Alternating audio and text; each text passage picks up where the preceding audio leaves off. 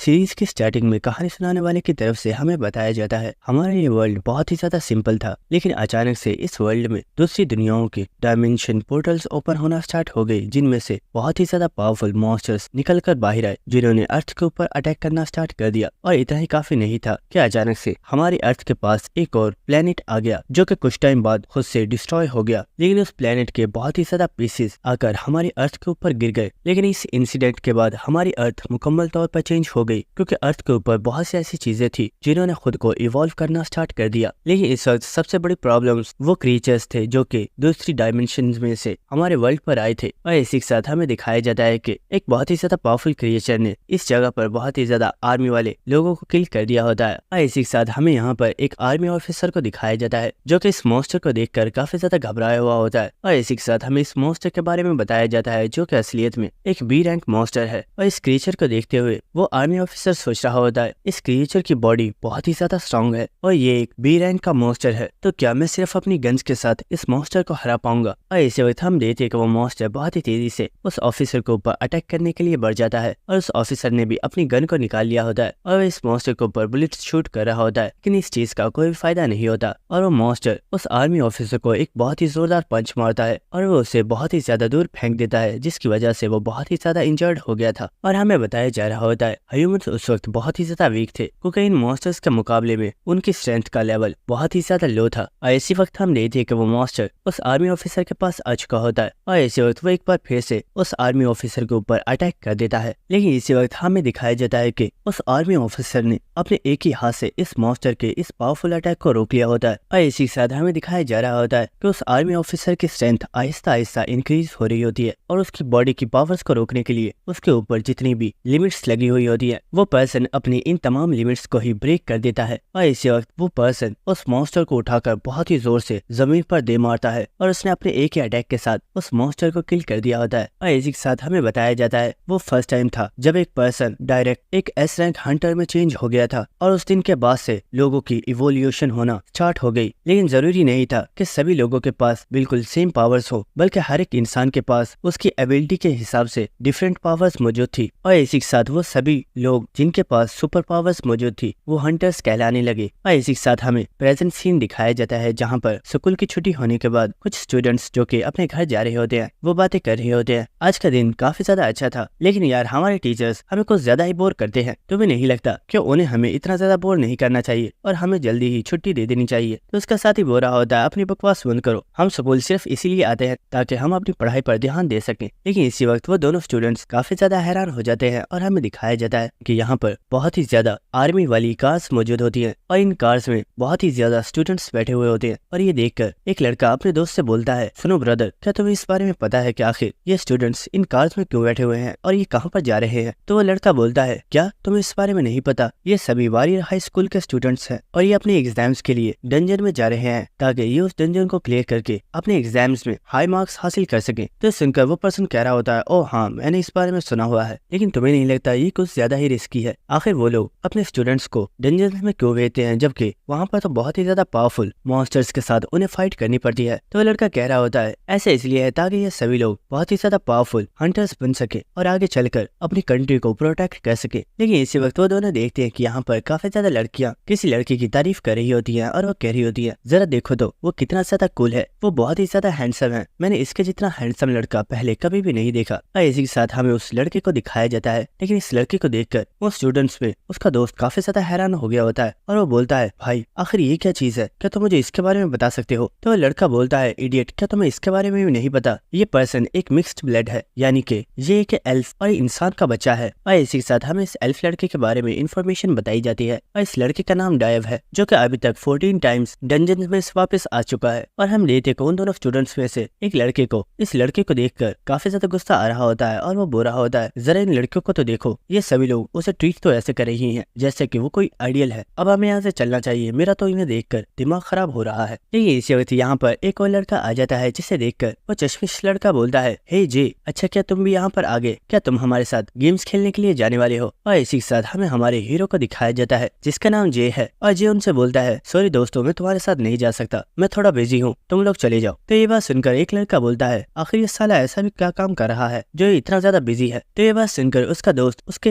पेट में में बहुत ही जोर से पंच मारता है और इसी के साथ वो लड़का बोलता है, बेवकूफ, आखिर ऐसा कहने की तुम्हारी हिम्मत कैसे हुई? क्या तुम जानते भी हो जे एक बहुत ही ज्यादा हार्ड वर्किंग पर्सन है। उसके फादर की हेल्थ बहुत ही ज्यादा खराब है, जिसकी वजह से उसे पार्ट टाइम जॉब्स करनी पड़ती हैं ताकि वो अपना और अपने फादर की मेडिकल ट्रीटमेंट्स का खर्चा उठा सके। और इसी के साथ हम देखते हैं कि जे को किसी पर्सन का मैसेज आया होता है जो कि उसे काम करने के लिए बुला रहा होता है। और इसी के साथ हम डाइव को देखते हैं जो कि जे को ही देख रहा होता है। तो डाइव का दोस्त पूछता है, डाइव, आखिर क्या प्रॉब्लम है? तुम उस लड़के को इस तरह से क्यों देख रहे हो? तो डाइव बोलता है, नहीं, कोई प्रॉब्लम नहीं है। और इसी के साथ वो सोच रहा होता है, मुझे इस लड़के की तरफ से अभी अचानक से डिफरेंट सा ऑरा महसूस हुआ था। क्या मैं चीजों को इमेजिन कर रहा हूँ? जिसके बाद हमें नेक्स्ट सीन दिखाया जाता है जहाँ पर जे अपनी वर्क प्लेस पर पहुंच चुका होता है। लेकिन इसी के साथ उसे काफी ज्यादा गुस्सा आ रहा होता है और वो बुरा होता है, डैम इट, मुझे काम करना बिल्कुल भी पसंद नहीं है। और इसी वक्त हम देखते हैं कि जे चलता हुआ एक अंडरग्राउंड एरिया में आ चुका होता है और हमें दिखाया जाता है कि यहाँ पर कुछ लोग मौजूद होते हैं जो कि उसका वेट कर रहे होते हैं। और इसी के साथ यहाँ पर जो जे का बॉस होता है वो बोलता है, तो तुम यहाँ पर आ ही गए, क्या तुम जानते हो हमारे क्लाइंट्स कितने टाइम से तुम्हारा वेट कर रहे हैं? ये सुनकर जे बोलता है, सॉरी बॉस, मैं आगे से इस चीज का ख्याल रखूंगा कि आपको वेट ना करना पड़े। लेकिन इसी वक्त हम देखते हैं कि यहाँ पर जो टकला पर्सन मौजूद होता है वो उस बॉस के ऊपर चिल्लाना स्टार्ट कर देता है और वो बुरा होता है, आखिर ये क्या बकवास है? तुमने बोला था तुम यहाँ पर अपने बेस्ट वर्कर को बुलाओगे, लेकिन ये पर्सन तो बिल्कुल एक यंग लड़का है। तुम्हें क्या लगता है मैं कोई बेवकूफ हूँ? शायद तुम समझ नहीं रहे हो। मैंने तुमसे बोला है कि ये एक बहुत ही ज्यादा इंपॉर्टेंट मिशन है जिसके लिए मुझे एक बहुत ही ज्यादा पावरफुल फाइटर की जरूरत है। क्या तुम्हें लगता है कि ये बच्चा मेरा ये काम कर पाएगा? तो वो बॉस बोल रहा होता है, अरे भाई, तू इतना गुस्सा क्यों कर रहा है? मैंने बोला ना, यही लड़का मेरा सबसे बेस्ट वर्कर है और इसके अलावा तेरा ये काम और कोई भी नहीं कर सकता। लेकिन वो टगला पर्सन बोल रहा होता है, अपनी बकवास बंद करो, मुझे तुम्हारे ऊपर भरोसा नहीं है। तुम्हें क्या लगता है अगर मैंने सारे पैसे तुम्हें एडवांस में दे दिए हैं तो तुम मुझे बेवकूफ बना सकते हो? अगर तुमने यहाँ पर अपने किसी बेस्ट वर्कर को नहीं बुलाया तो मैं तुम्हारी कंप्लेन करवा दूंगा और तुम हमेशा ही ये रिग्रेट करते रहोगे कि तुमने मुझसे पंगा क्यों लिया। लेकिन इसी के साथ हम देखते हैं कि जे ने अपने जैकेट को उतार दिया होता है और वो बुरा होता है, सुनो मिस्टर, तुम्हें कुछ ज्यादा ही गुस्सा आ रहा है। वेल, मुझे लगता है तुम्हारे पीछे ये जो बॉडीगार्ड खड़ा है ये जरूर कोई एडवेंचरर है, तो क्यों ना एक 1-on-1 मैच हो जाए जिससे तुम्हें भी पता लग जाएगा कि मैं यहाँ का बेस्ट वर्कर हूँ या नहीं। तो ये सुनकर वो टकला पर्सन भी काफी ज्यादा हैरान होता है और वो बोलता है, क्या तुम्हें सच में लगता है कि तुम मेरे इस बॉडीगार्ड को हरा पाओगे? लेकिन हम देखते हैं कि वो बॉडीगार्ड इस वक्त काफी ज्यादा जोश में होता है और वो कहता है, सर आप फिक्र मत कीजिए, ये बच्चा कुछ ज्यादा ही एरोगेंट है, मैं आपके लिए इसके एक पैर और एक हाथ को जरूर तोड़ूंगा। और इसी के साथ हमें इस बॉडीगार्ड के बारे में बताया जाता है जिसका नाम ली है और ये एक रिटायर्ड हंटर है जो 81 टाइम्स डेंजर में से जिंदा वापस आया है। इसके बाद हम जे को देखते हैं जो कि अपने बॉस की तरफ देख रहा होता है, लेकिन उसका बॉस तो आराम से सुट्टा मारने में मसरूफ होता है। जिसके बाद जे बोलता है, मुझे लगता है मेरे बॉस को हमारी फाइट से कोई भी प्रॉब्लम नहीं है, तो चलो हमारी फाइट को स्टार्ट करते हैं। और इसी के साथ हम देखते हैं कि जे अपनी ऑरा को रिलीज कर रहा होता है और इसी के साथ हमें जे के बारे में बताया जाता है कि जे एक डंजन स्मगलर है और वो अभी तक इलीगल तरीके से 71 टाइम्स डंजन में जाकर वहां से वापस आ चुका है। और इसी के साथ हमें बताया जाता है कि जितने भी हंटर्स होते हैं वो सभी लीगल तरीके से डंजन्स पे जाते हैं जहाँ पर वो मॉन्स्टर्स से फाइट करते हैं और मॉन्स्टर्स को मारने के बाद उन्हें जितना भी खजाना मिलता है, कोई भी पर्सन इन तमाम ट्रेजर्स को डायरेक्ट अपने पास नहीं रख सकता और उसे इन तमाम ट्रेजर्स को हंटर एसोसिएशन में जमा करवाना पड़ता है। जिसके बाद हंटर एसोसिएशन के लोग इस तमाम खजाने के ऊपर टैक्स को लगाने के बाद और डंजन रेड की फीस को काटने के बाद बहुत ही थोड़ा सा हिस्सा हंटर्स को देते हैं, जिससे हंटर्स को बहुत ही ज्यादा कम फायदा होता है। लेकिन कुछ लोग ऐसे भी हैं जो कि कभी भी अपने ट्रेजर्स को इन एसोसिएशन के लोगों को नहीं देते हैं, जिसके बाद वो अपने तमाम ट्रेजर्स को ब्लैक मार्केट में बेच देते हैं और ऐसे लोगों को डंजन स्मगलर्स बोला जाता है। जिसके बाद हमें प्रेजेंट सीन दिखाया जाता है जहाँ पर हम देखते हैं कि जे और वो बॉडीगार्ड दोनों ही फाइट करने के लिए रेडी हो गए होते हैं। और इसी के साथ वो टकला पर्सन उस बॉस से बोल रहा होता है, ओए क्या तुम पागल हो गए हो? मेरा बॉडीगार्ड एक एडवेंचरर रह चुका है और मैंने सुना है कि जब वो एक एडवेंचरर था तो उसने अपने बहुत ही ज्यादा टीम मेंबर्स को इसलिए किल कर दिया क्योंकि वो लोग उसकी बात नहीं मानते थे। तो ये बात सुनकर जे बोल रहा होता है, तुमने अपने टीम मेंबर्स को सिर्फ इसलिए किल कर दिया क्योंकि वो तुम्हारी बात नहीं मानते, तुम तो सच में बहुत ही ज्यादा स्कैरी पर्सन हो। लेकिन इसी के साथ हम देखते हैं कि वो बॉडीगार्ड जे के पास आ गया होता है और वो बोल रहा होता है, बच्चे क्या तुम जानते हो तुम सिर्फ एक ट्रैश हो। और ये बात सुनकर जे काफी ज्यादा हैरान हो गया होता है और वो बोलता है, वेल तुमने सही नाम दिया, तुम सचमुच एक ट्रैश हो, फिक्र मत करो मैं तुम्हें मुकम्मल तौर पर साफ कर दूंगा। और ये देखकर वो बॉस और टकला पर्सन दोनों ही काफी ज्यादा हैरान हो रहे होते हैं। और इसी के साथ हम देखते हैं कि जे उस पर्सन की बेइज्जती कर रहा होता है, लेकिन इसी वक्त वो पर्सन जे के फेस पर एक बहुत ही जोरदार पंच मारता है। लेकिन इसी के साथ वो बॉडीगार्ड काफी ज्यादा हैरान हो गया होता है क्योंकि हम देखते हैं कि जे ने इस अटैक को बहुत ही आसानी के साथ डॉज कर लिया होता है। लेकिन इसी वक्त वो बॉडीगार्ड बहुत ही गुस्से में जे के ऊपर एक बार फिर से अपने पंच के साथ अटैक करता है। लेकिन इसी वक्त हम देखते हैं कि जे बहुत ही तेजी के साथ उस बॉडीगार्ड के फेस पर एक बहुत ही जोरदार किक मारता है और हम देखते हैं कि ये किक इतनी ज्यादा स्ट्रॉन्ग होती है कि उस बॉडीगार्ड की पूरी बॉडी ही एक किक में ही मुकम्मल तौर पर हिल गई होती है और उसे एक बहुत ही बड़ा झटका लगा होता है। और इसी के साथ जे बोलता है, अरे ये क्या, अभी तो मैंने अपनी बॉडी को वार्म अप भी नहीं किया है और तुम्हारी तो हालत अभी से ही खराब हो गई है। और हम देखते हैं कि इस अटैक की वजह से वो बॉडीगार्ड भी काफी ज्यादा हैरान होता है और वो सोच रहा होता है ये कोई नॉर्मल लड़का नहीं है, ये पर्सन बहुत ही ज्यादा स्किल्ड है, इसलिए मैं इसे और ज्यादा लाइटली नहीं ले सकता, वरना मैं इस लड़के से हार जाऊंगा और मेरी बहुत ही ज्यादा बेइज्जती हो जाएगी। और इसी वक्त हम देखते हैं कि वो पर्सन अपनी शर्ट को फाड़ देता है, जिसके बाद हम उस बॉस को देखते हैं जो कि उस टकले पर्सन से बोल रहा होता है, मुझे लगता है तुम्हारे बॉडीगार्ड को काफी ज्यादा गुस्सा आ रहा है क्योंकि उसे समझ आ गई है कि वो मेरे वर्कर को नहीं हरा सकता। और ये सुनकर वो टकला पर्सन काफी ज्यादा हैरान हो रहा होता है। और इसी वक्त हम देखते हैं कि उस बॉडीगार्ड ने अपनी फुल पावर को एक्टिवेट कर दिया होता है और वो इस वक्त अपनी बॉडी को बहुत ही ज्यादा इनहेंस कर रहा होता है। और इसी के साथ जे भी कुछ देखकर काफी ज्यादा हैरान हो गया होता है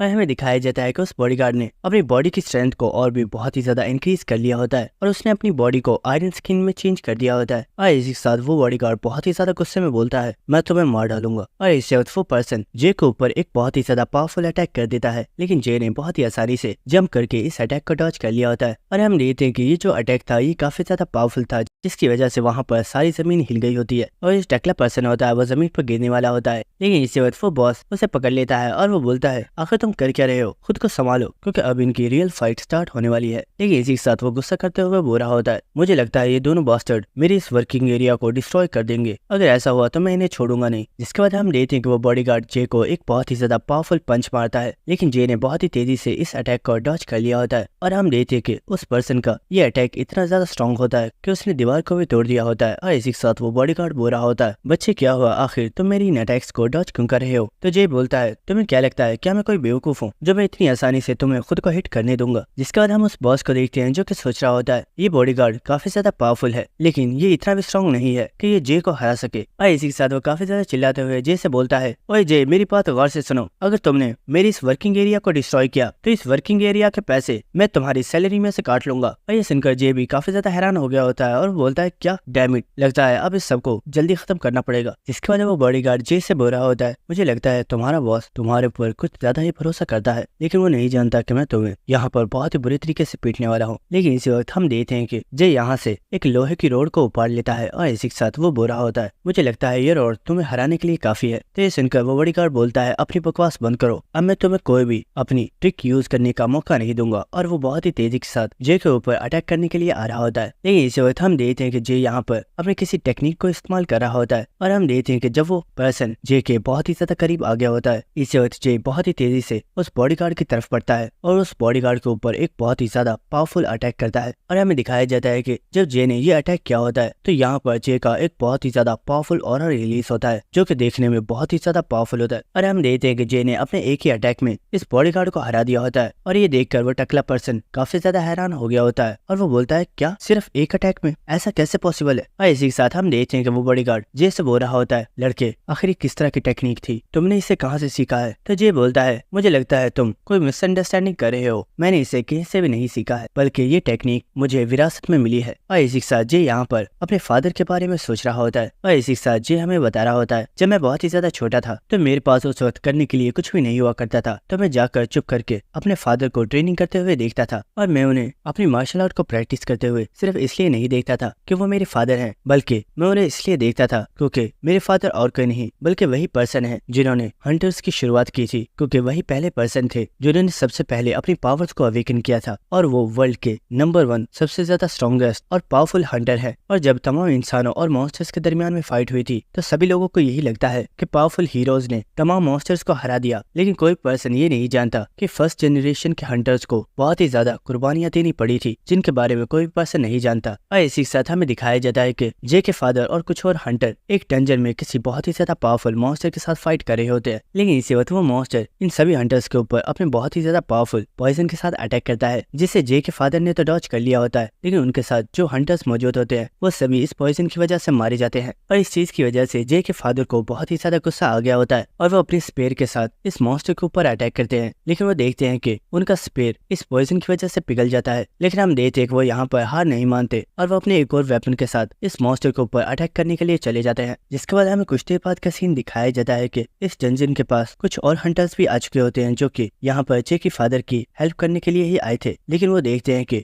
जे के फादर ने अकेले ही इस मॉन्स्टर को किल कर दिया होता है। और जे हमें बता रहा होता है मेरे फादर ने सिर्फ किसी एक मॉन्स्टर को किल नहीं किया, बल्कि उन्होंने हजारों मॉन्स्टर्स को किल किया है जिनके अंदर बहुत ही ज्यादा पावरफुल ड्रैगन्स भी मौजूद हैं। और यही रीजन था कि मेरे फादर को किंग ऑफ ड्रैगन स्लेयर का टाइटल दिया गया था, क्योंकि उन्होंने अपनी लाइफ में बहुत ही ज्यादा पावरफुल ड्रैगन्स को किल किया था और सभी लोग उनके बहुत ही बड़े फैन थे और हर एक इंसान उनके जैसा बनना चाहता था। और यही रीजन था कि मैं हमेशा अपने फादर को मार्शल आर्ट प्रैक्टिस करते हुए देखता रहता था। और इसी वक्त हम देखते हैं कि जे के फादर अपने किसी बहुत ही ज्यादा पावरफुल टेक्निक को यूज करते हैं और ये टेक्निक बहुत ही ज्यादा पावरफुल होती है, जिसे देखकर जे बहुत ही ज्यादा खुश हो रहा होता है। लेकिन इसी वक्त हम देखते हैं कि जे के फादर यहाँ पर बहुत ही ज्यादा ब्लीडिंग करना स्टार्ट कर देते हैं और इस दिन जे को सबसे बड़ा शॉक लगा होता है, क्योंकि वो पर्सन जिसे सब लोग इनविंसिबल समझते थे वो पर्सन बहुत ही जल्द मरने वाला है। और इसी के साथ हम देखते हैं कि जे भागकर अपने फादर के पास आ चुका होता है और इसी के साथ जे हमें बता रहा होता है उस दिन से मेरे फादर की हालत दिन ब दिन खराब होती चली गई और मेरे फादर ने मुझसे बोला था कि वो जल्दी ही ठीक हो जाएंगे, लेकिन ऐसा कभी भी नहीं हुआ क्योंकि उनकी हालत बहुत ही तेजी के साथ खराब हो रही थी। और उस टाइम जब उनके दोस्तों को उनकी हेल्प करनी चाहिए थी, उन्होंने हमारे फादर की हेल्प करने से बिल्कुल मना कर दिया। और इतना ही नहीं बल्कि हमारी तमाम प्रॉपर्टी और हमारे तमाम एसेट्स के ऊपर उन लोगों ने ही कब्जा कर लिया। और उस दिन से मेरे फादर की हेल्थ के साथ उनकी मेंटल स्टेट भी खराब होना स्टार्ट हो गई और जैसे जैसे वक्त गुजरता गया सभी लोग ड्रैगन स्लेयर योसियोंग के बारे में भूल गए और अब कोई पर्सन मेरे फादर के बारे में नहीं जानता।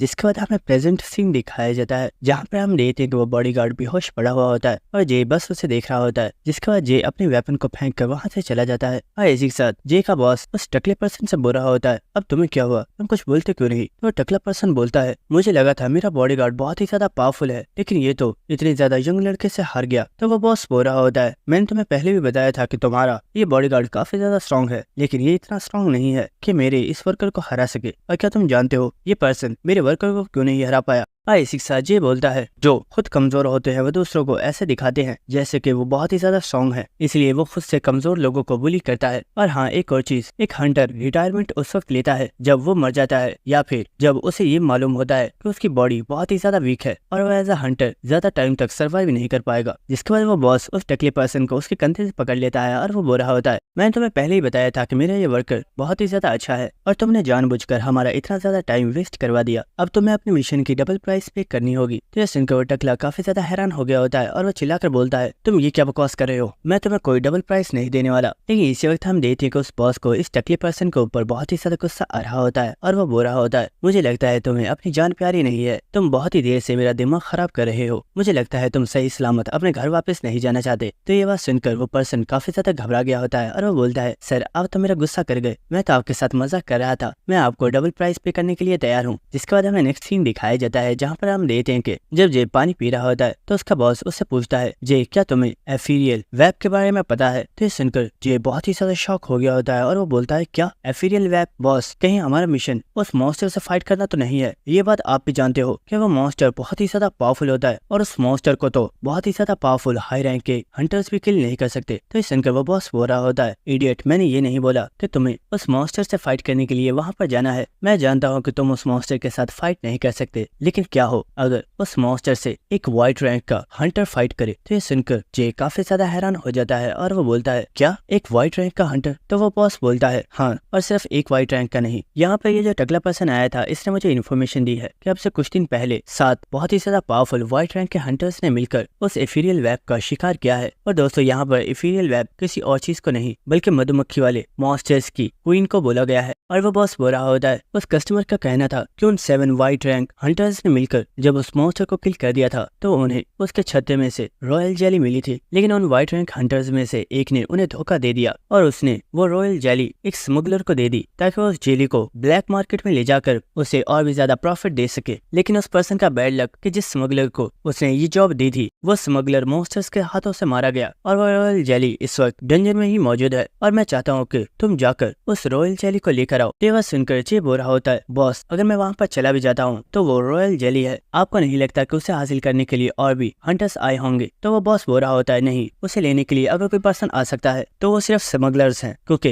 रियल हंटर्स को डंजन में आने के लिए परमिशन की जरूरत पड़ती है। और हाँ, एक और बहुत ही ज्यादा खास चीज जो मैं तुम्हें बताना भूल गया, वो रॉयल जेली इतनी ज्यादा पावरफुल है कि अगर उसे एक मुर्दा इंसान को भी खिला दिया जाए तो वो भी दोबारा से जिंदा हो जाएगा। और ये बात सुनकर जे बहुत ही ज्यादा शॉक हो गया होता है और वो बोलता है व्हाट। जिसके बाद हमें नेक्स्ट सीन दिखाया जाता है जहाँ पर हम देखते हैं कि वो बॉस इस वक्त एक सीक्रेट डंजन गेट के सामने मौजूद होता है और इसी के साथ वो अपनी पावर को यूज करके इस डंजन गेट को अनलॉक कर देता है। और हमें दिखाया जाता है कि यहाँ पर जे भी मौजूद होता है और उसका बॉस जे से बोल रहा होता है, जे इस चीज का ख्याल रखना, वो रॉयल जेली है तो हो सकता है कि वो रॉयल जेली बहुत ही ज्यादा मॉन्स्टर्स को अपनी तरफ अट्रैक्ट करे, तो अपना ख्याल रखना और अपने आप को किसी प्रॉब्लम में मत डाल लेना। लेकिन हम देखते हैं कि जे तो उसकी कोई भी बात नहीं सुन रहा होता, तो ये देखकर वो बॉस अपने सिगरेट के धुएं को उसके मुंह के ऊपर फेंक देता है। जिसके बाद जे बोलता है, बॉस ये क्या कर रहे हो आप? तो वो बॉस बोलता है, मैं जानता हूँ तुम इस वक्त क्या सोच रहे हो, वो रॉयल जेली एक बहुत ही ज्यादा पावरफुल मेडिसिन है और उसके साथ एक मुर्दा पर्सन को भी जिंदा किया जा सकता है, लेकिन उस जेली को तुम इस्तेमाल नहीं कर सकते क्योंकि उस जेली से तुम्हारे फादर को क्योर नहीं किया जा सकता। तो ये सुनकर जे बोल रहा होता है, हाँ मैं जानता हूँ, अब मुझे ये बात बताना बंद कीजिए। और इसी के साथ जे जाकर उस दरवाजे को ओपन कर रहा होता है और इसी के साथ वो सोच रहा होता है, मैं जानता हूँ वो रॉयल जेली मेरे फादर को क्योर नहीं कर सकती, लेकिन मैं सच में ये चाहता था कि काश वो रॉयल जेली मेरे फादर को क्योर कर पाती। लेकिन चाहे मुझे कितना भी टाइम क्यों ना लगे, लेकिन एक दिन मैं अपने फादर के लिए उनकी बॉडी के अंदर मौजूद पॉइजन का एंटीडोट तलाश कर रहूंगा। और इसी के साथ हम देखते हैं कि जे इस डंजन के अंदर आ चुका होता है और इसी के साथ वो इस डंजन के एरिया को देख रहा होता है और हमें दिखाया जाता है कि ये डंजन असलियत में एक बहुत ही बड़ी सिटी के अंदर मौजूद होती है और ये पूरी सिटी ही मुकम्मल तौर पर जंगल में चेंज हुई पड़ी होती है। जिसके बाद जे का बॉस बोलता है, जे अपना ख्याल रखना, मैं फिर से बोल रहा हूँ तुम एक बहुत ही ज्यादा खास मिशन के लिए जा रहे हो, इसलिए खुद को डिस्ट्रैक्ट मत करना क्योंकि वो रॉयल जेली बहुत ही ज्यादा खास है। और इसी के साथ वो बॉस सोच रहा होता है, सिर्फ रॉयल जेली ही नहीं बल्कि तुम भी मेरे लिए बहुत ही खास हो, इसलिए अपना ख्याल रखना। और इसी के साथ जे बोलता है, बॉस आप फिक्र मत कीजिए, मुझे और उस रॉयल जेली को कुछ भी नहीं होगा। और इसी के साथ हम देखते हैं जे एक रस्सी के साथ उस पहाड़ी के ऊपर से जंप लगा देता है और वो बहुत ही तेजी के साथ नीचे की तरफ गिर रहा होता है। लेकिन हम देखते हैं कि जे ने इस जंगल के अंदर काफी शानदार एंट्री मारी होती है और इसी के साथ जे सोच रहा होता है, ये जंगल सच में बहुत ही ज्यादा बड़ा है, वापस जाने में मुझे बहुत ही ज्यादा मेहनत करनी पड़ेगी। लेकिन इसी वक्त जे यहाँ पर कुछ देखकर बहुत ही ज्यादा शॉक हो गया होता है और हमें दिखाया जाता है कि जे इस वक्त जिस जगह पर खड़ा होता है उस जगह पर किसी चीज का बहुत ही बड़ा पैर का निशान मौजूद होता है और इस निशान को देखकर जे सोच रहा होता है, अब ये क्या बकवास है, क्या अब मुझे इस मॉन्स्टर के साथ फाइट करनी पड़ेगी। जिसके बाद हमें नेक्स्ट सीन दिखाया जाता है और हम जंगल में एक लड़की को देखते हैं जो कि बहुत ही तेजी के साथ किसी मॉन्स्टर से बचकर भाग रही होती है और इस वक्त वो लड़की एक दरख्त के पीछे आकर छुप जाती है और वह इस वक्त काफी ज्यादा घबराई हुई होती है और वो सोच रही होती है, शिट, ये सिर्फ एक टेस्ट था, लेकिन इस टेस्ट में यहाँ पर इतना पावरफुल मॉन्स्टर क्यों मौजूद है। और हमें इस मॉन्स्टर को दिखाया जाता है जो कि देखने में सच में बहुत ही ज्यादा बड़ा और पावरफुल लग रहा होता है। और इसी के साथ कहानी सुनाने वाला हमें इस लड़की के बारे में बताता है कि ये लड़की इस कंट्री के सबसे बड़े स्कूल वॉरियर हाई स्कूल की स्टूडेंट है और आज इनके स्कूल में एक एग्जामिनेशन है और ये लड़की इस डंजन में अपने एग्जाम टेस्ट की वजह से आई है। और वह एग्जाम टेस्ट ये है कि डंजन के अंदर बहुत ही ज्यादा कॉइन्स छुपाए गए हैं और तमाम स्टूडेंट्स को दिए गए टाइम में इन कॉइन्स में से 2 कॉइन्स को तलाश करके लेकर आना होगा और अगर ये तमाम स्टूडेंट्स गिवन टाइम में इन कॉइन्स को हासिल नहीं कर पाए तो ये सभी फेल हो जाएंगे। लेकिन ये लड़की तमाम स्टूडेंट्स में सबसे ज्यादा अनलकी थी क्योंकि इसका सामना एक बहुत ही ज्यादा पावरफुल मॉन्स्टर से हो गया है। और इस वक्त हम देखते हैं कि उस मॉन्स्टर ने भी इस लड़की को देख लिया होता है और इस लड़की के ऊपर एक बहुत ही ज्यादा पावरफुल अटैक करता है। लेकिन ये लड़की बहुत ही तेजी के साथ इस अटैक को डॉज कर लेती है और वह सोच रही होती है, शिट, मैं इस मॉन्स्टर से नहीं भाग सकती, इस मॉन्स्टर की स्पीड बहुत ही ज्यादा फास्ट है और ये बहुत ही आसानी से मुझे पकड़ लेगा, मुझे कैसे भी करके इसे हराना होगा। और इस वक्त वो अपने 3 एरोज को रेडी कर लेती है और इसी के साथ हमें इस मॉन्स्टर को दिखाया जाता है जो कि असलियत में एक टाइटेन है जिसका डेंजर लेवल 3 स्टार है। और इसी वक्त हम देखते हैं कि वो लड़की अपने इन एरोज को इस टाइटेन के ऊपर शूट कर देती है, लेकिन उस टाइटेन ने तो बहुत ही आसानी से सिर्फ अपने हाथ की मदद से इन तीरों को रोक दिया होता है। और ये देखकर वो लड़की काफी ज्यादा हैरान हो गई होती है और वो सोच रही होती है, शिट, मेरे तीर किसी भी काम के नहीं है, ऐसे तो मैं इस मॉन्स्टर के हाथों मारी जाऊंगी। और इसी वक्त वो मॉन्स्टर एक बार फिर से इस लड़की के ऊपर एक और बहुत ही ज्यादा पावरफुल अटैक करता है। लेकिन हम देखते हैं कि उस लड़की ने बहुत ही ऊंची जंप लगाकर इस अटैक को डॉज कर दिया होता है और इसी के साथ उसने और 3 एरोस को रेडी कर लिया होता है जिन्हें वो इस मॉन्स्टर के ऊपर शूट कर देती है और ये तीर जाकर उस मॉन्स्टर को लग जाते हैं, लेकिन इससे उस मॉन्स्टर पर कोई भी फर्क नहीं पड़ता और इसी वक्त वो मॉन्स्टर भागता हुआ उस लड़की के ऊपर अटैक करने के लिए आ रहा होता है। लेकिन इस वक्त हम देखते हैं कि वो लड़की अपने एक एरो को निकाल लेती है और वो सोच रही होती है मुझे यहाँ पर अपनी सबसे ज्यादा स्ट्रॉन्गेस्ट स्किल को यूज करना होगा, लेकिन मैं उसे सिर्फ एक बार ही यूज कर सकती हूँ और अगर मैंने उसे यूज किया तो मेरा माना बहुत ही ज्यादा खत्म हो जाएगा। लेकिन हम देखते हैं कि उस लड़की ने अपनी उस टेक्निक को एक्टिवेट कर दिया होता है और हम देखते हैं कि वो लड़की अपने एरो के ऊपर अपने बहुत ही ज्यादा माना को इकट्ठा कर रही होती है और उसने अपने इस एरो को शूट करने के लिए मुकम्मल तौर पर रेडी कर लिया होता है और इसी वक्त हम देखते हैं कि वो लड़की इस एरो को शूट कर देती है और हमें दिखाया जाता है कि ये एरो सच में बहुत ही ज्यादा पावरफुल होता है, जिसकी वजह से इस जगह पर एक बहुत ही बड़ा धमाका होता है जिसे बहुत ही दूर से भी देखा जा सकता है। और इसी के साथ वो लड़की सोच रही होती है मेरा ये अटैक बहुत ही ज्यादा स्ट्रॉन्ग है और वो मॉन्स्टर इस अटैक से नहीं बच सकता। लेकिन इसी वक्त वो लड़की बहुत ही ज्यादा शॉक हो गई होती है और हमें दिखाया जाता है कि असलियत में जब उस लड़की ने अपने इस एरो को शूट किया था वो टाइटेन जंप करके दरख्तों के ऊपर चढ़ गया था, जिसकी वजह से उसे कोई भी नुकसान नहीं हुआ होता। और ये देखकर वो लड़की बहुत ही ज्यादा सदमे में चली गई होती है और वो सोच रही होती है क्या इसने मेरे इतने पावरफुल अटैक को भी इतनी आसानी से डॉज कर लिया, क्या मैं सच में आज इस मॉन्स्टर के हाथों मरने वाली हूँ। और हम देखते कि वो मॉन्स्टर जमीन पर आ जाता है और वो बहुत ही तेजी के साथ उस लड़की की तरफ भागता हुआ आ रहा होता है और इसी वक्त वो उस लड़की को पकड़ने वाला होता है। लेकिन इसी वक्त किसी पर्सन ने उस मॉन्स्टर के ऊपर अटैक कर दिया होता है और हमें दिखाया जाता है कि ये पर्सन और कोई नहीं बल्कि हमारा हीरो होता है, जिसे देखकर वो लड़की भी काफी ज्यादा हैरान हो गई होती है। और हम देखते हैं कि जे का ये अटैक इतना ज्यादा पावरफुल होता है कि वो मॉन्स्टर जमीन पर गिर जाता है और इसी वक्त जे भी एक दरख्त के ऊपर बैठ जाता है और इसी के साथ वो सोच रहा होता है मैंने अपना अटैक उस मॉन्स्टर की ठोड़ी पर किया था जिससे उसकी गर्दन में एक बहुत ही बड़ा झटका लगा होगा, लेकिन मेरा ये अटैक उस मॉन्स्टर को मारने के लिए काफी नहीं है। और हम देखते हैं कि उस मॉन्स्टर को सचमुच कुछ भी नहीं हुआ होता और वो इस वक्त उसी दरख्त पर चढ़ा होता है जिस पर जे बैठा हुआ होता है। और इसी वक्त हम देखते हैं कि जे अपने पास से किसी आर्टिफैक्ट को निकाल लेता है और हम देखते हैं कि वो सीधा उस मॉन्स्टर की तरफ जंप लगा देता है और ये देखकर वो लड़की काफी ज्यादा हैरान हो गई होती है और वो सोच रही होती है आखिर ये लड़का कर क्या रहा है, वो मॉन्स्टर इससे मार डालेगा। और हम देखते हैं कि वो मॉन्स्टर भी जंप लगाकर जे के ऊपर एक बहुत ही ज्यादा पावरफुल अटैक करने वाला होता है। लेकिन इसे जे चिल्लाकर बोलता है जल्दी अपनी आईज को क्लोज करो। और ये सुनकर वो लड़की काफी हैरान हो गई होती है और इसी वक्त हम देखते हैं कि जे उस मॉन्स्टर के बहुत ही ज्यादा करीब पहुंच गया होता है और इसी वक्त वो अपने उस आर्टिफैक्ट को एक्टिवेट कर देता है और इसी के साथ वो अपनी आईज को भी क्लोज कर लेता है। और हम देखते हैं कि इस आर्टिफैक्ट को यूज करने की वजह से इस जगह पर बहुत ही ज्यादा रोशनी हो गई होती है और ये रोशनी इतनी ज्यादा पावरफुल होती है कि उस मॉन्स्टर को भी इस रोशनी में कुछ भी नजर नहीं आ रहा होता। इसके बाद हम देखते हैं कि जे जंप करके जमीन पर आ जाता है और हम देखते हैं कि वो मॉन्स्टर इस वक्त काफी ज्यादा चिल्ला रहा होता है क्योंकि इस वक्त उसे कुछ भी नजर नहीं आ रहा होता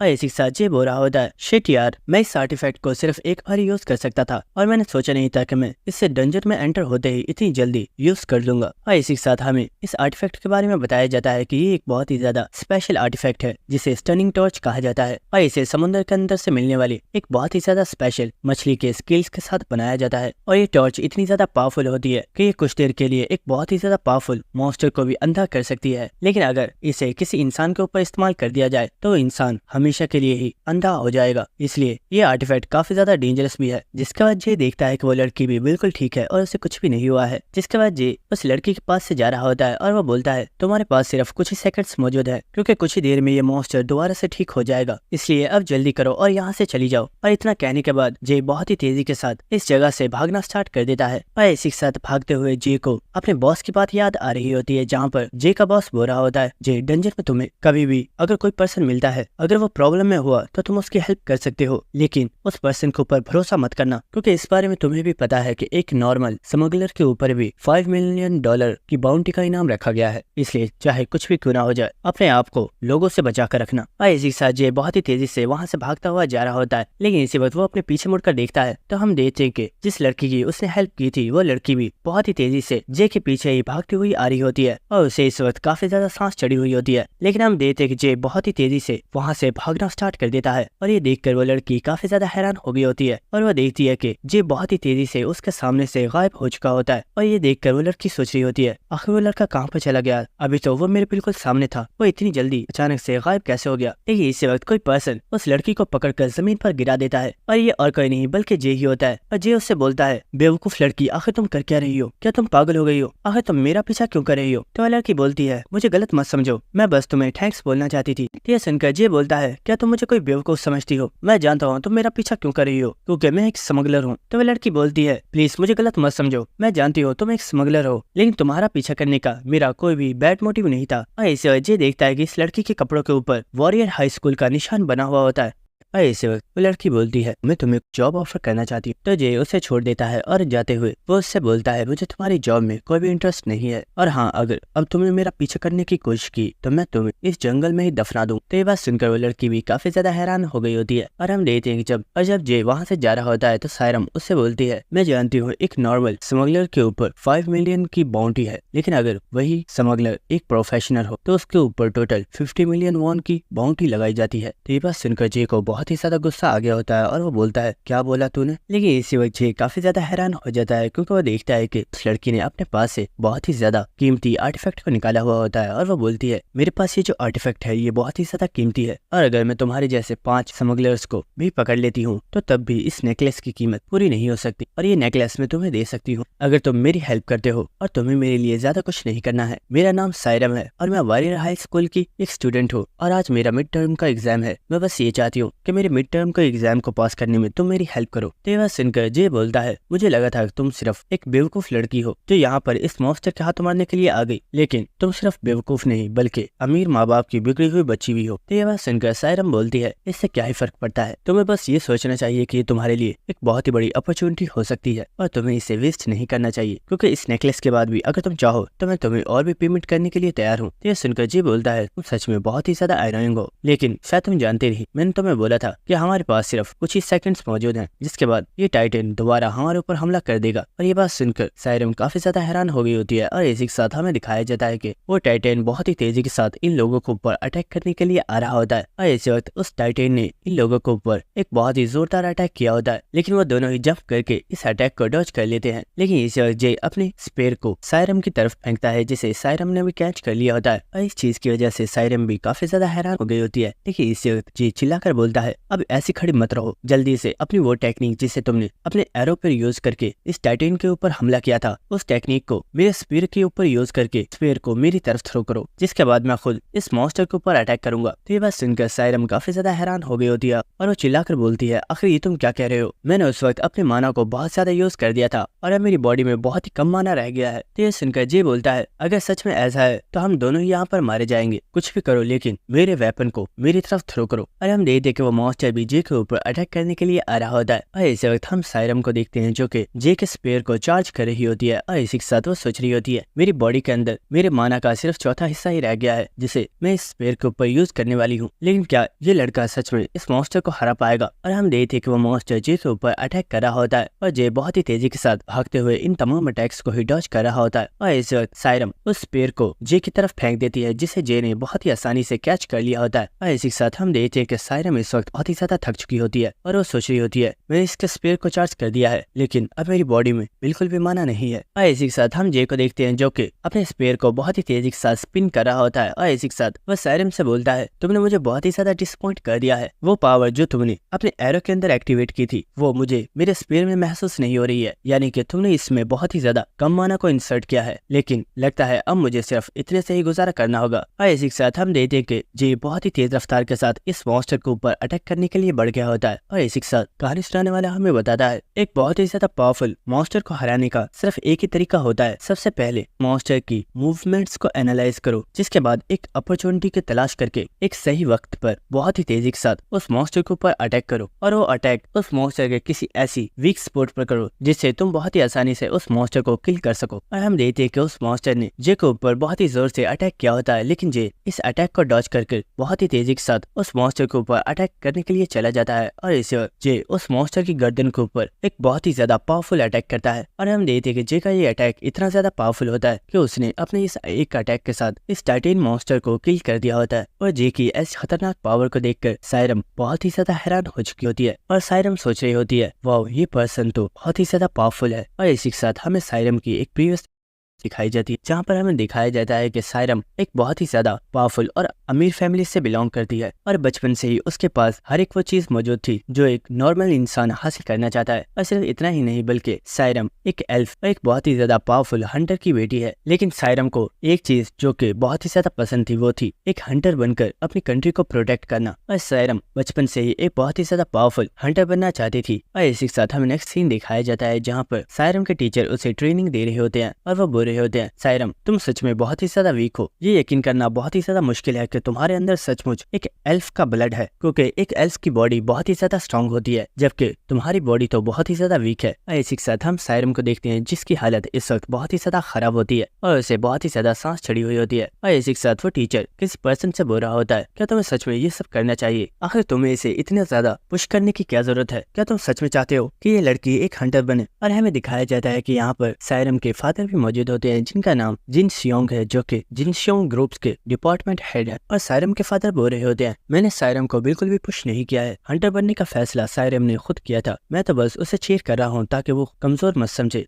तो ये बात सुनकर वो पर्सन बोलता है, मैं ये बात जानता हूँ, लेकिन क्या तुम जानते हो ये कोई नॉर्मल ह्यूमन नहीं है, बल्कि इसकी बॉडी के अंदर एक एल्फ का भी ब्लड है। और अगर देखा जाए तो एक जो नॉर्मल ह्यूमन होता है उससे ज्यादा सायरम के अंदर पोटेंशियल मौजूद है। लेकिन जब लोग इसे देखेंगे कि ये एक एल्फ है, लेकिन एल्फ होने के बाद भी ये इतनी ज्यादा वीक है, तो आगे चलकर इसका बहुत ही ज्यादा मजाक बनेगा। इसलिए मैं चाहता हूँ कि ये अभी से ही एक हंटर बनने के लिए गिव अप कर दे। लेकिन जिन सियोंग, क्या तुम एक बात जानते हो, मैं जब से तुम्हारी बेटी को ट्रेन करवा रहा हूँ, मैं ये बात समझ चुका हूँ कि ये लड़की कभी भी गिव अप नहीं करने वाली है। और मुझे भी लगता है कि अगर ये हिम्मत ना हार कर खुद को ऐसे ही ट्रेन करती रहे तो ये खुद को एक दिन बहुत ही ज्यादा पावरफुल हंटर बना लेगी। इसी के साथ हमें सायरम के बारे में बताया जाता है कि सायरम ने बचपन से ही खुद को बहुत ही ज्यादा ट्रेन किया है और बहुत ही ज्यादा ट्रेनिंग करने के बाद सायरम ने खुद को इतना ज्यादा स्ट्रॉन्ग बना लिया है कि वो वॉरियर हाई स्कूल में सबसे ज्यादा स्ट्रॉन्गेस्ट आर्चर्स में से एक है। लेकिन खुद को इतना ज्यादा स्ट्रॉन्ग बनाने के लिए सायरम को बहुत ही ज्यादा स्ट्रगल करनी पड़ी है। और सिर्फ इतना ही नहीं बल्कि पूरे वॉरियर हाई स्कूल में सायरम का कोई एक भी दोस्त नहीं है और वो हमेशा ही खुद को बहुत ही ज्यादा अकेला फील करती है। और इसी के साथ हमें प्रेजेंट सीन दिखाया जाता है जहाँ पर सायरम जे की पावर को देखकर बहुत ही ज्यादा हैरान हो रही होती है। और इस वक्त हम देखते हैं कि जब वो टाइटेन जमीन पर आकर गिरता है तो यहाँ पर एक काफी बड़ा धमाका होता है। और इसी के साथ हम देखते हैं कि वो टाइटेन इस वक्त मर चुका होता है। और इसी के साथ जे उस धुएं में से निकलते हुए सायरम के पास आ रहा होता है। लेकिन इसी के साथ हम सायरम को देखते हैं जो कि इस वक्त काफी ज्यादा हैरान होती है और वो बोल रही होती है, इस लड़के की एज बिल्कुल मेरी इतनी है, तो आखिर ये पर्सन इतना ज्यादा स्ट्रॉन्ग कैसे है, जबकि बचपन से ट्रेनिंग करने के बाद भी मैं खुद को अभी तक इतना स्ट्रॉन्ग नहीं बना पाई हूँ। लेकिन इसी के साथ हम जे को देखते हैं जो कि अपने चश्मे के बारे में सोच रहा होता है और उसे अपने बॉस की बात याद आ रही होती है जहाँ पर उसका बॉस बोल रहा होता है, इस चश्मे को संभाल कर रखना, ये काफी ज्यादा कीमती है। तो जे बोल रहा होता है, सर इसमें महंगा क्या है, मार्केट से इस तरह के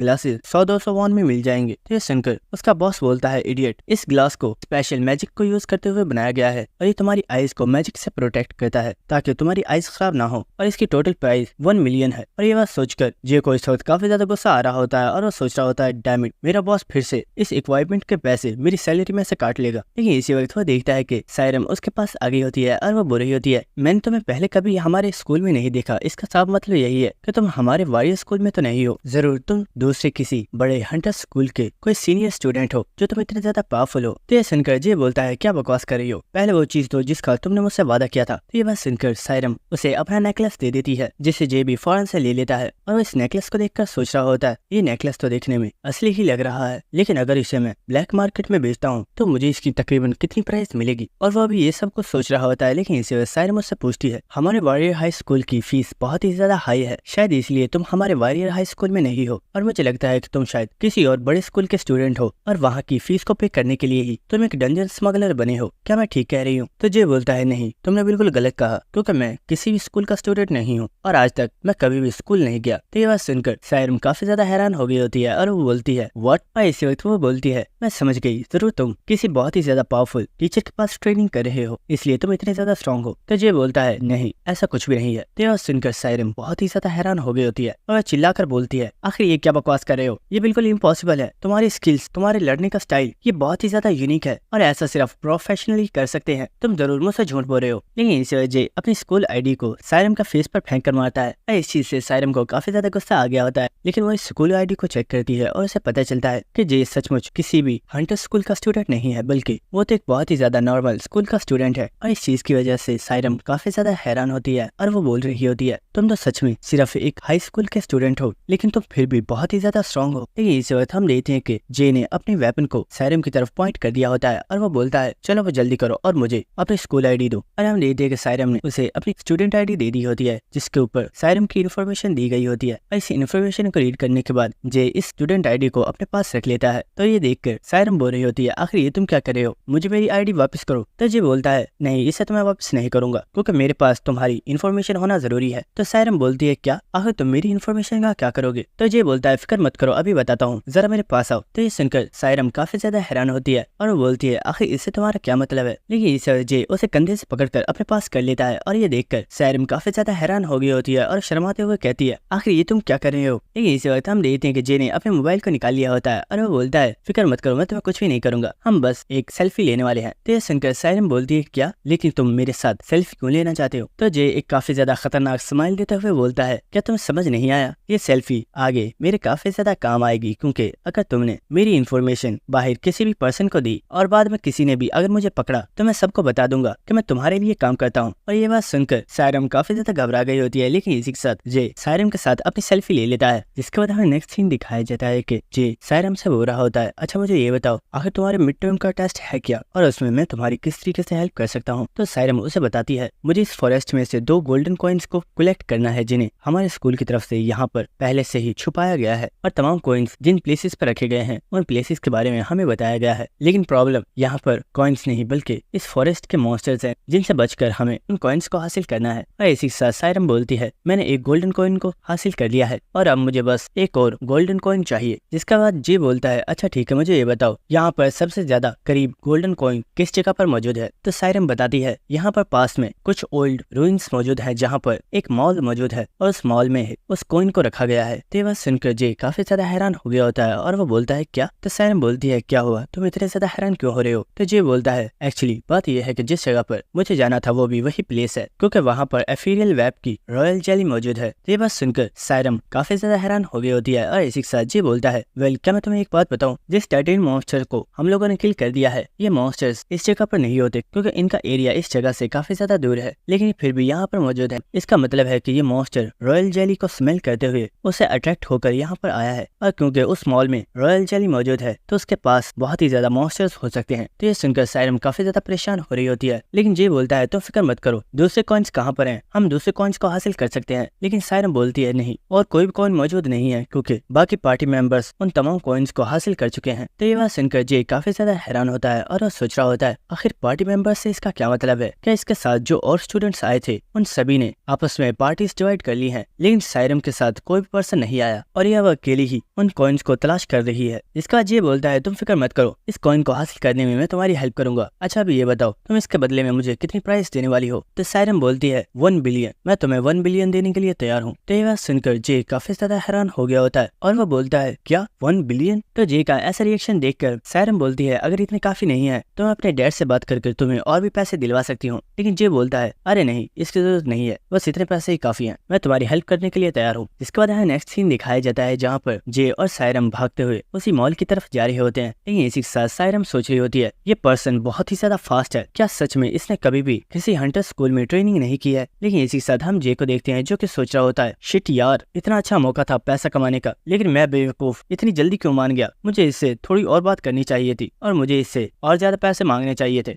इसी के साथ भागते हुए सायरम बोल रही होती है क्या तुम सच बोल रहे हो? क्या तुम्हें सचमुच किसी भी पर्सन ने ट्रेनिंग नहीं दी है? ये बात सुनकर जे बोल रहा होता है अरे हाँ मैं सच बोल रहा हूँ, अब बार बार मुझसे इस बारे में पूछना बंद करो। तो ये बात सुनकर सायरम सोच रही होती है वाओ ये लड़का बहुत ही ज्यादा अमेजिंग है। लेकिन इसी वक्त हम देखते हैं कि जे को यहाँ पर कोई चीज नजर आती है और हमें दिखाया जाता है कि यहाँ पर 2 मॉन्स्टर्स मौजूद होते हैं जो कि क्लॉज रैप्टर हैं और इनका डेंजर लेवल 2 स्टार है। और इन मॉन्स्टर्स को सायरम ने भी देख लिया होता है और वो फौरन से यहीं पर रुक जाती है। लेकिन इस वक्त हम जे को देखते हैं जो कि बहुत ही तेजी के साथ इन मॉन्स्टर्स के ऊपर अटैक करने के लिए जा रहा होता है। और इस वक्त जे अपने स्पेयर के साथ एक मॉन्स्टर की गर्दन के ऊपर अटैक करता है और जे ने अपने स्पेयर को उस मॉन्स्टर की गर्दन के अंदर धंसा दिया होता है और वो उसे यहीं पर मार डालता है। और इस वक्त जे देखता है कि सायरम ने उस दूसरे मॉन्स्टर को अपने एरोस के साथ किल कर दिया होता है। और इसी के साथ सायरम बोल रही होती है जे क्या तुम इस बारे में जानते हो, ये बहुत ही ज्यादा वियर्ड है, ये मॉन्स्टर जो यहाँ पर मौजूद हैं ये एलियन टाइप मॉन्स्टर्स हैं और ये हमेशा 5 या फिर 10 मॉन्स्टर्स के ग्रुप्स में होते हैं, लेकिन यहाँ पर सिर्फ 2 मॉन्स्टर्स मौजूद हैं। लेकिन आखिर इनके बाकी साथी कहाँ पर हैं? तो जे बोलता है तुम्हें इतना सोचने की जरूरत नहीं है, मेरे ख्याल से बाकी के तमाम मॉन्स्टर्स अंदर हमारा वेट कर रहे हैं, इसलिए मुझे लगता है कि हमें किसी ऐसे तरीके से इस मॉल में जाना होगा कि हम इन मॉन्स्टर्स से बच सकें। लेकिन इसी वक्त सायरम जे से बोलती है जे तुम्हारी स्पेयरमैनशिप काफी ज्यादा अच्छी है, मुझे लगता है तुमने बचपन से ही अपनी स्पेयरमैनशिप के ऊपर बहुत ही ज्यादा हार्ड वर्क किया है। तो ये बात सुनकर जे बोलता है आखिर ये तुम क्या कह रही हो, मैंने कभी भी स्पेयर के साथ ट्रेनिंग नहीं की है, मैंने तो बस एक पर्सन को स्पेयर यूज करते हुए बहुत ही अच्छे तरीके से देखा था और मैंने इन तमाम मूवमेंट्स को याद कर लिया और जैसे उस पर्सन ने इस स्पेयर को यूज किया था मैं भी अपने स्पेयर को उसी तरीके से से यूज करता हूँ। तो ये बात सुनकर सायरम काफी ज्यादा सदमे में चली गई होती है और वह बिल्कुल खामोश हो चुकी होती है और वह सोच रही होती है क्या सच में ऐसा पॉसिबल भी है। मैंने बचपन से एक आर्चर बनने के लिए इतनी ज्यादा ट्रेनिंग की है, जबकि इसने स्पेयरमैनशिप को बस सिर्फ एक पर्सन को देखने से ही सीख लिया। लेकिन इसी के साथ जी बोलता है सायरम क्या तुम ठीक हो, आखिर तुम कुछ बोलती क्यों नहीं। लेकिन इसी वक्त सायरम काफी ज्यादा गुस्से में बोलती है मुझे तुम पसंद नहीं आए, तुम बहुत ही ज्यादा बेकार हो। तो ये बात सुनकर जे भी काफी ज्यादा हैरान हो गया होता है और बोलती है ये अचानक से तुम क्या कह रही हो। लेकिन इसी वक्त वो जे की तरफ कोई चीज फेंकती है जिसे जे ने भी कैच कर लिया होता है और वह देखता है कि ये तो असलियत में एक पोशन की शीशी है जिसकी टोटल प्राइस 1 मिलियन होती है। और इसी के साथ सायरम बोलती है आखिर तुम देख क्या रहे हो और जल्दी से इसे ड्रिंक कर लो, इससे तुम्हारी हेल्थ कम्प्लीटली रिकवर हो जाएगी। तो यह सुनकर जे बोल रहा होता है वाओ तुम सच में एक रिच फैमिली की मेंबर हो। और इसी के साथ वो उस पोशन को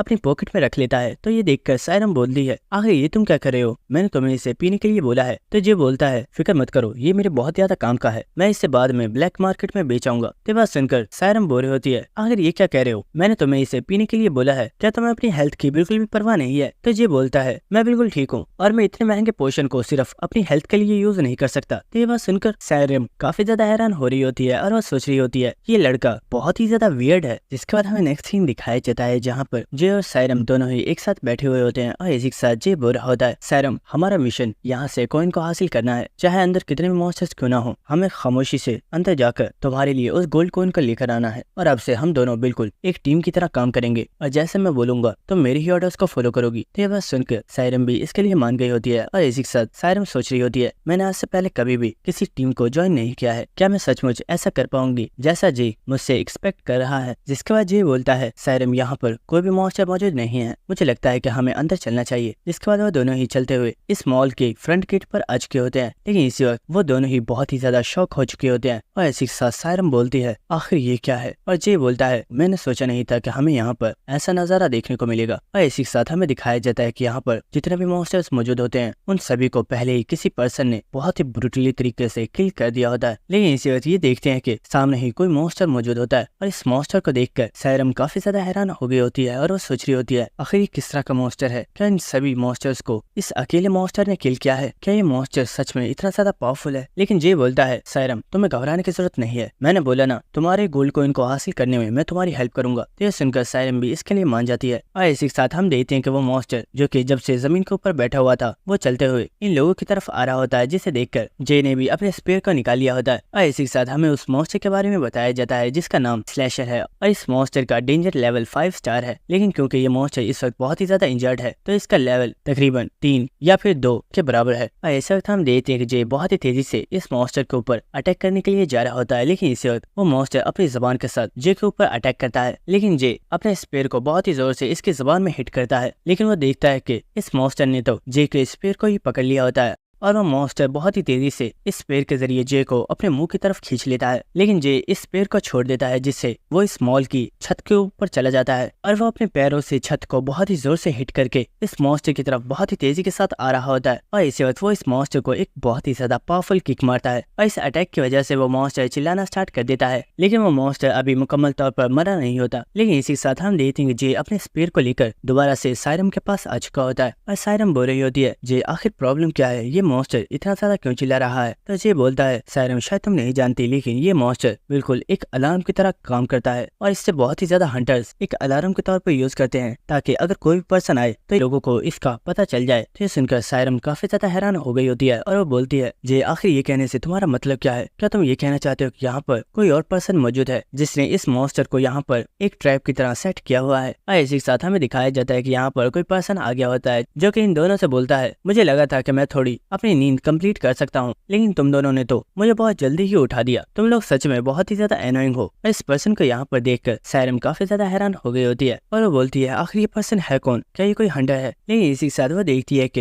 ये कुछ भी नहीं बोल रहा होता। लेकिन इसी के साथ हम देखते हैं कि वो पर्सन उस फ्लोर से जंप करके सीधा फर्स्ट फ्लोर पर आ जाता है और इसी के साथ वो बोलता है लड़की तुम एक स्मगलर नहीं लगती, क्या तुम वॉरियर हाई स्कूल की एक स्टूडेंट हो। तो सायरम बोलती है यस मैं वॉरियर हाई स्कूल की स्टूडेंट हूँ। तो वो पर्सन बोलता है लड़की ये तो तुम्हारे लिए बहुत ही ज्यादा बुरा हुआ क्योंकि तुम इतनी यंग एज में ही मरने वाली हो। और इसी के साथ ये बोलता है, सायरम क्या तुम कोई इडियट हो? तुम्हें क्या लगता है कि क्या ये कोई तुम्हारा स्कूल टीचर है जिसे तुम अपने क्वेश्चंस का आंसर कर रही हो? ये पर्सन एक स्मगलर है और ये हमें मारने से पहले एक बार भी नहीं सोचेगा। जिसके बाद ये उस पर्सन से बोलता है, आखिर तुम हो कौन और तुम्हें हमसे क्या चाहिए? तो वो पर्सन बोलता है, बच्चे मैं भी यहाँ पर उस चीज की तलाश में आया हूँ जिसकी तलाश तुम कर रहे हो, रॉयल जेली। अब तुम ये सोचोगे कि मुझे इस चीज के बारे में कैसे पता है, तो मैं तुम्हें इस बारे में भी बता देता हूँ। एक दिन अचानक से एक व्हाइट रैंक हंटर ने मेरे एक साथी के साथ कांटेक्ट किया था और उसे व्हाइट जेली को ले जाकर सेल करने के लिए बोला था और उस पर्सन ने इस चीज के बारे में किसी को भी नहीं बताया था, लेकिन मैं इस बारे में जानता था। जिसके बाद मैंने उसका पीछा किया और उसके ऊपर अटैक कर दिया, लेकिन वो कमीना मुझसे बचकर भाग गया। लेकिन मैं उसके निशानों को देखते हुए इस मॉल तक पहुंचा हूँ और मुझे पूरा यकीन है कि जरूर उसने उस रॉयल जेली को यहीं पर आसपास छुपाया होगा। तो ये बात सुनकर जे सोच रहा होता है, बॉस ने मुझे बताया था कि मॉन्स्टर्स ने उस स्मगलर को किल कर दिया था, लेकिन असल वजह तो ये है कि उस स्मगलर को उसी के एक दोस्त ने किल किया है। लेकिन क्या मैं इस पर्सन को हरा पाऊंगा? क्योंकि मैं ये फील कर पा रहा हूँ कि ये पर्सन मुझसे बहुत ही ज्यादा स्ट्रॉन्ग है। और इसी के साथ हम देखते कि उस पर्सन ने अपनी स्वॉर्ड को भी निकाल लिया होता है और वो बोल रहा होता है, बच्चे तुम फिक्र मत करना, मैं पूरी कोशिश करूंगा कि तुम्हें मरते वक्त बिल्कुल भी पेन मत हो। जिसके बाद जे सायरम से बोलता है, सायरम निकलो यहाँ से, मैं इस पर्सन को रोकता हूँ। तो ये सुनकर सायरम काफी ज्यादा हैरान हो गई होती है और बोलती है, जे आखिर ये तुम क्या कह रहे हो? तो जे बोलता है, मैंने कहा जाओ यहाँ से, हम इस पर्सन को नहीं संभाल सकते। लेकिन इसी वक्त हम देखते हैं कि वो पर्सन बहुत ही तेज रफ्तार के साथ जे के पास पहुंच गया होता है और वो अपनी कटाना के साथ जे के ऊपर एक बहुत ही ज्यादा खतरनाक अटैक कर देता है। लेकिन इसी वक्त हम देखते हैं कि जे ने अपने वेपन के साथ इस अटैक को ब्लॉक कर लिया होता है और चिल्लाकर बोलता है, इडियट आखिर तुम कर क्या रही हो? मैंने कहा जाओ यहाँ से। और हम देखते हैं कि सायरम बहुत ही तेजी से यहाँ से भागना स्टार्ट कर देती है। तो ये देखकर वो पर्सन बोल रहा होता है, मुझे लगा था तुम दोनों दोस्त हो, लेकिन वो लड़की तो सचमुच तुम्हें छोड़कर यहाँ से भाग गई। लेकिन क्या सच में ऐसा करने से उसकी जान बच जाएगी? और इस वक्त वो बहुत ही तेजी से जे के ऊपर अटैक करने के लिए आ रहा होता है और इसी के साथ वो बोलता है, भले वो लड़की यहाँ से भाग गई है, लेकिन फिक्र मत करो, तुम्हें मारने के बाद मैं उसे भी जाकर मार डालूंगा। और हम देखते हैं कि वो बहुत ही तेजी के साथ जे के ऊपर बहुत ही ज्यादा खतरनाक अटैक कर रहा होता है। लेकिन इसी वक्त हम देखते हैं कि जे भी अपने पावरफुल ऑरा को रिलीज करता है और वो सोच रहा होता है, मैं इसे हरा सकता हूँ अगर मैं अपने फादर की टेक्निक्स को यूज करता हूँ। और इसी वक्त वो उस पर्सन के ऊपर एक बहुत ही जोरदार अटैक करता है और इस अटैक की वजह से वो पर्सन भी काफी ज्यादा हैरान हो गया होता है। लेकिन इस वक्त जे बहुत ही तेजी के साथ उस पर्सन के पास आ गया होता है और उस पर्सन के फेस पर एक बहुत ही जोरदार किक मारकर उसे बहुत ही ज्यादा दूर फेंक देता है, जिसकी वजह से यहाँ पर एक काफी बड़ा धमाका हुआ होता है। लेकिन इसी के साथ वो पर्सन बोलता है, तुमने तो मुझे बहुत ही ज्यादा सरप्राइज कर दिया, मुझे लगा नहीं था कि तुम मेरे ऊपर इस तरह से भी अटैक कर सकते हो। इसका मतलब है कि तुम अपनी स्किल्स को छुपा रहे थे।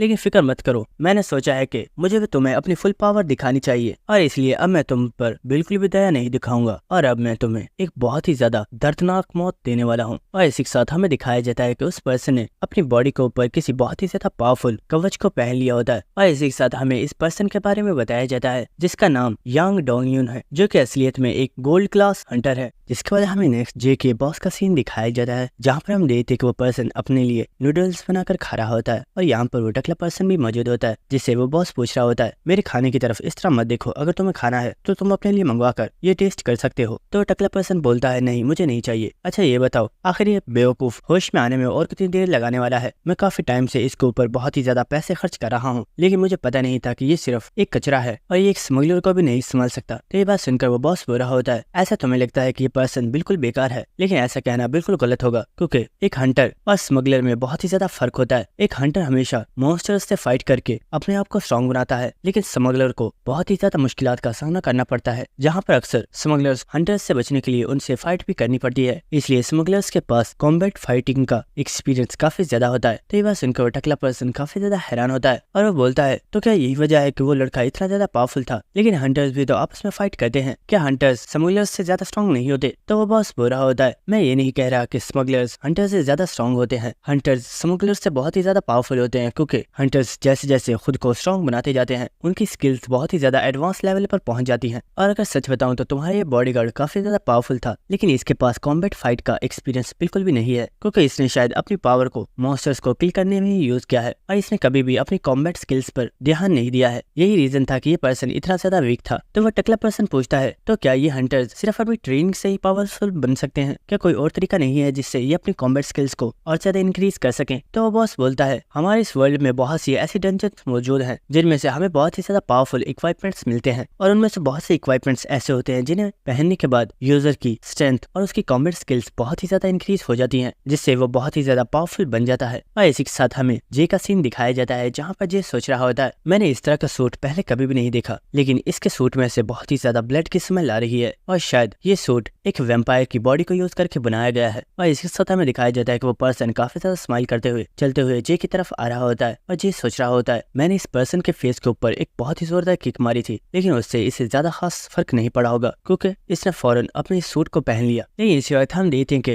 वो पर्सन जे के ऊपर अटैक करने के लिए आ रहा होता है, और वो बोल रहा होता है, आखिर तुम इतना क्या सोच रहे हो? मुझे लगता है अब हमें अपनी फाइट को स्टार्ट करना चाहिए। और वह जे के ऊपर एक बहुत ही जोरदार अटैक करता है, लेकिन जे ने अपने स्पेयर के साथ इस अटैक को रोक लिया होता है। लेकिन जे नोटिस करता है कि उस पर्सन की स्ट्रेंथ अब बहुत ही ज्यादा इंक्रीज हो चुकी है, और इस वक्त वो पर्सन जे के पेट में एक बहुत ही जोरदार किक मारकर उसे बहुत ही ज्यादा दूर फेंक देता है। लेकिन जे किसी तरीके से अपने आप को संभाल लेता है, लेकिन इस वक्त वो पर्सन बहुत ही तेजी के साथ जे के पास पहुंच गया होता है, और वह जे के ऊपर अपनी कटाना स्वॉर्ड के साथ अटैक करना स्टार्ट कर देता है। और हम देखते हैं कि वो जे की बॉडी के ऊपर बहुत ही तेजी के साथ कट्स लगा रहा होता है, और इसी के साथ वो पर्सन चिल्लाते हुए बोल रहा होता है, आखिर तुम कर क्या रहे हो? तुम मुझसे सही तरीके से फाइट क्यों नहीं कर रहे? मुझे तो लगा था तुम बहुत ही ज्यादा स्ट्रांग हो, लेकिन तुम तो बस एक कचरे हो। और इसी के साथ हमें बताया जाता है कि इस पर्सन ने अपनी बॉडी के ऊपर जिस जैकेट को पहना हुआ था, वो जैकेट एक आर्टिफैक्ट है जिसका नाम शील्ड जैकेट है, और ये जैकेट वैम्पायर की बॉडी को यूज करके बनाई गई है। और जब भी यूजर इस जैकेट को अपनी बॉडी के ऊपर कवर करता है, तो बदले में ये जैकेट उस पर्सन की बॉडी में से उसके ब्लड को पी रही होती है, और इस तरीके से ये कवच खुद को और भी ज्यादा स्ट्रॉन्ग बनाता रहता है। और इसी के साथ हम देखते हैं कि वो पर्सन जे के ऊपर एक बार फिर से बहुत ही ज्यादा पावरफुल अटैक करने के लिए आ रहा होता है, और जे सोच रहा होता है, अगर मैंने इस अटैक को डॉच नहीं किया तो मैं यहाँ पर मर भी सकता हूँ। ऐसे वक्त हम देखते हैं कि जे की बॉडी के ऊपर एक बहुत ही जोरदार अटैक करता है, जिसकी वजह से जे के पेट के ऊपर कट लग गया होता है। और इसी के साथ वो पर्सन काफी ज्यादा हंसते हुए बोल रहा होता है, तुम तो बहुत ही ज्यादा बेकार हो, तुमसे फाइट करने में अब मुझे बिल्कुल भी मजा नहीं आ रहा, इसलिए मुझे लगता है कि अब मुझे तुम्हें खत्म कर देना चाहिए। लेकिन इसी वक्त जे उस पर्सन से बोलता है, मुझे लगता है आज कोई स्पेशल डे जो मुझे आज इतने ज्यादा मुश्किलों का सामना करना पड़ रहा है। और इस वक्त हम देखेंगे जे अपने जैकेट को फेंक देता है, और वो बोलता है, मैंने जितना सोचा था तुम उतने ज्यादा स्ट्रॉन्ग नहीं हो, मैं बस ये देखना चाहता था कि तुम अपनी इस सूट की कितनी पावर को सही तरीके से यूज कर सकते हो, लेकिन तुम इस सूट के साथ भी बिल्कुल बेकार हो, क्योंकि इस सूट को यूज करने के बाद भी तुम्हारी स्पीड पहले से कुछ ज्यादा इंप्रूव नहीं हुई है। तो ये बात सुनकर उस पर्सन को बहुत ही ज्यादा गुस्सा आ गया होता है, और वह जे को गाली देते हुए बोलता है, कमीने, मैं तुम्हें जान से मार डालूंगा। जिसके बाद हम जे को देखते हैं जो कि इस पर्सन से फाइट करने के लिए बिल्कुल रेडी होता है, और वह सोच रहा होता है, ये पर्सन इस वक्त बहुत ही ज्यादा गुस्से में है और इस चीज का मैं फायदा उठा सकता हूँ। और इस वक्त हम देखते हैं कि वो मॉन्स्टर बहुत ही तेजी के साथ जे के ऊपर अटैक करने के लिए आ रहा होता है, और इसी वक्त वो जे के ऊपर एक बहुत ही ज्यादा खतरनाक अटैक कर देता है। और इसी वक्त हम देखते हैं कि जे बहुत ही तेजी के साथ आगे बढ़ता है, और वो अपनी ऑरा को रिलीज करते हुए इस वैम्पायर के ऊपर अपने फादर की फर्स्ट टेक्निक को यूज करके एक बहुत ही ज्यादा पावरफुल अटैक करता है, जिसकी वजह से वो मॉन्स्टर और जे दोनों ही पीछे हो जाते हैं। लेकिन इसी वक्त जे अपने फादर की सेकंड टेक्निक को एक्टिवेट कर देता है, और वह इस मॉन्स्टर के ऊपर एक और बहुत ही ज्यादा पावरफुल अटैक करता है। और हम देखते हैं कि जैसे ही ये अटैक उस मॉन्स्टर की बॉडी के साथ हिट हुआ होता है, वो मॉन्स्टर इस जगह से बहुत ही ज्यादा दूर जाकर गिर जाता है। और जे का ये अटैक बहुत ही ज्यादा पावरफुल था, जिसकी वजह से यहाँ पर एक बहुत ही बड़ा धमाका हुआ होता है। लेकिन हम देखते हैं कि सेकंड टेक्निक को यूज करने की वजह से जे काफी ज्यादा इंजर्ड हो गया होता है, और वो सोच रहा होता है, मेरे फादर की तमाम टेक्निक्स ही बहुत ही ज्यादा पावरफुल है, लेकिन मैं इन तमाम टेक्निक्स को इतने रेकलेस तरीके से यूज नहीं कर सकता, वरना मैं अपनी बॉडी को ही डैमेज कर लूंगा। जिसके बाद हमें उसी पर्सन को दिखाया जाता है जो कि इस वक्त काफी ज्यादा शॉक में होता है, और वो कह रहा होता है, आखिर तुमने ये कैसे किया? तुम्हारा ये अटैक बहुत ही ज्यादा पावरफुल था। तो ये बोलता है, बस तुम्हारा टाइम खत्म हो गया है, अब तुम मेरे हाथों से मरोगे, क्योंकि मैं जानता हूँ कि तुम्हारा ये सूट भी मेरे इस अटैक के बाद बहुत ही ज्यादा कमजोर हो चुका है। लेकिन इसी वक्त हम देखते हैं कि उस पर्सन ने अपने पास से एक डैगर निकाल लिया होता है, और वो काफी ज्यादा हंसते हुए बोलता है, बेवकूफ, क्या तुम्हें सच में लगता है कि मैं इतनी आसानी से तुम्हारे हाथों से मर जाऊंगा? अगर मुझे मरना ही है तो मैं तुम्हें अपने साथ लेकर मरूंगा।